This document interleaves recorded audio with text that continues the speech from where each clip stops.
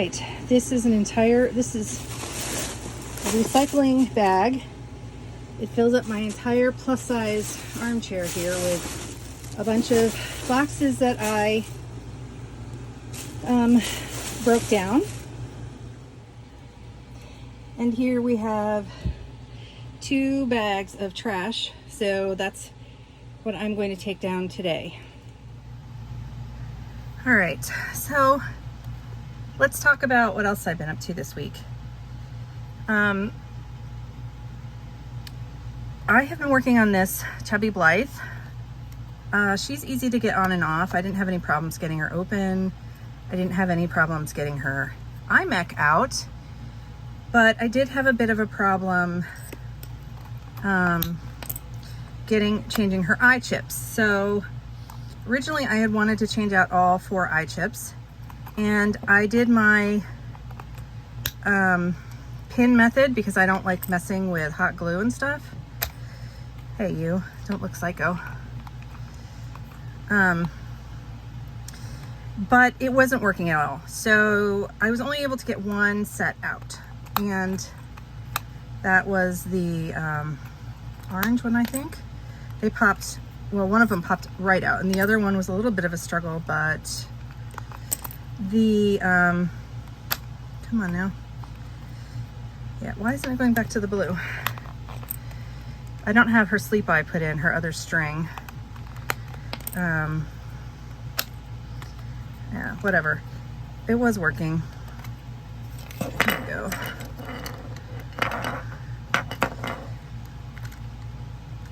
Let me just slide these through here. So I don't know if I am going to actually change her eyes anymore. This is, she came with pink eyeshadow, so I put pink nail polish. This is cheap dollar store nail polish, so I took 3 coats, 3 like thin coats, and then I put a clear coat on top of that. I'm not probably gonna do anything else to her faceplate or anything.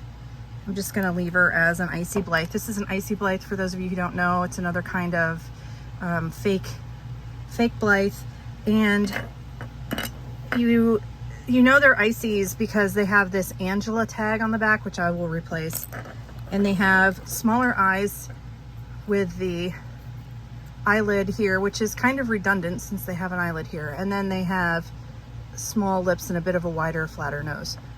I think they're cute. So I have her on the what do you call it? Mimi Bobek doll to make her into a chubby. I had her on there. I believe when I originally put her on there, you have to cut, this comes to a point and you have to slice off the top, but her head is all wobbly. They're wobbly. These heads are wobbly on regular bodies too, but they're even more wobbly on these custom dolls.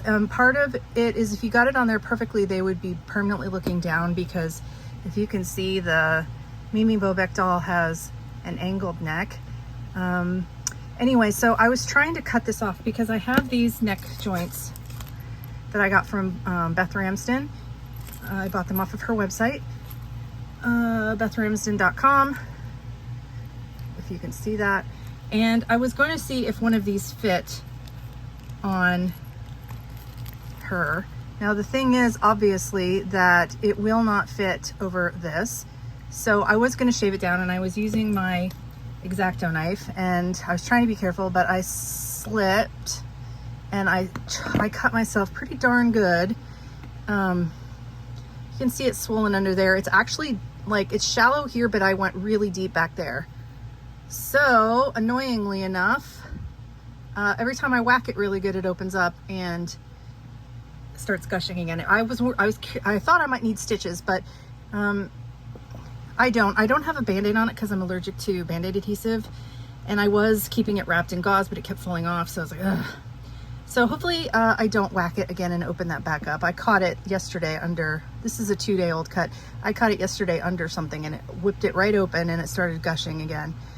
It's small, but it's deep under there, so I must have cut something, you know. So I immediately went out and bought a Dremel. which I was opposed to get this off. I'm opposed to it because I don't like making microplastic dust. I don't like it for the environment. I don't want to deal with it for myself, and it's going to be messy if I use the Dremel. So it's less messy if you can carve, but the X-Acto knife wasn't sturdy enough. If I could get to my, I have some wood cutting tools, and I didn't buy a Dremel, I bought some off-brand shit on Amazon. If I could get to my beading table, I could find my wood cutters, wood carving tools, and they might make good work of this. But I'm not there yet. I just started clearing, as you saw, with those bags. So I dedicated that 20 minutes today, and I've got a lot more left. But I'm trying to make a dent in the recycling boxes so that I can actually make room to put more stuff, to get to more stuff. You know how it is when you're cleaning an overcrowded room. You can't clean it because you can't get to anything, and you can't organize it because you don't have a place to put the stuff to organize. So, oh, the other thing I started was this. It's right here. I have started trying, I've never made a quilt before, so I'm trying to make a quilt that's like Barbie or Blythe sized. And here are my stacks that I need to sew together into strips, and then I will sew the rows together, and then I think I'm just going to turn it inside out with the backing fabric, and then maybe stitch in the ditch. They're not perfect, but I'm just learning. I do have the rows nested. If you know anything about quilting, and you do quilting, let me know. This is something I've been wanting to learn how to do ever since, I have a oopsie there, ever since I started learning to sew. Because, you know, I have to tackle all the things. I need to learn to make clothes. I'm not going to make human-sized clothes because I don't have the space, and, you know, I'm a big girl and that costs a lot of money. 2, nobody I know would like anything that I make. So, you know, dolls. And so now I know how to make clothes with dolls, and just like the same with sweaters and stuff. I've never made a human-sized sweater when I knit or crochet, but I have done baby sweaters for people who had babies, or, you know, again, less money, less yarn involved, less time involved. So I'm starting off with doll quilts, and these are going to be 1 inch by 1 inch when finished. And it's not going to be perfect. It's my very first one, but I was using not fat quarters. I was using these jelly roll strips, which are 2.5 by 2.5. And then I bought these freaking things. This quilting shit is not cheap, let me tell you. I bought this ruler, which is 2.5, or it's the same width as a jelly roll. So I was thinking of, and I have these jelly roll fabrics to use up. It has a, what does it say here? 1/4 inch seam allowance on it, I guess, in the blue. And so, yeah. So I was thinking of making a larger quilt with this size. And as I get better and better, I'll buy bigger and bigger rulers to make bigger and bigger squares. And hopefully by then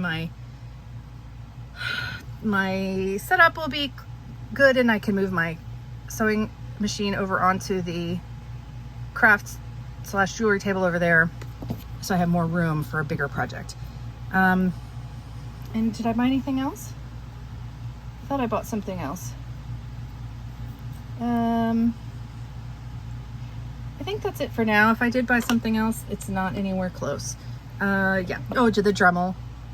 And I'm working on the Ghost Doll collab, and I don't like the face I made. So I hurried up and rushed another faceplate to me, which I spent too much money on from eBay, I believe. And I might, once the challenge is over, I might swap the faces. I might swap the faceplates back so that because I really liked the face on the silver-haired doll I bought for the collab. So I might swap a normal faceplate on her once the collab is over. We'll see. And I think that's it. So that's it for my weekly messy desk vlog. Send me your good vibes to keep cleaning out this room. Okay, again, let me know what you guys are up to. Let me know what you're working on this week. Let me know if you have an Icy doll. Let me know if you're a quilter or if you have quilted in the past. And I will talk to you guys later. Bye.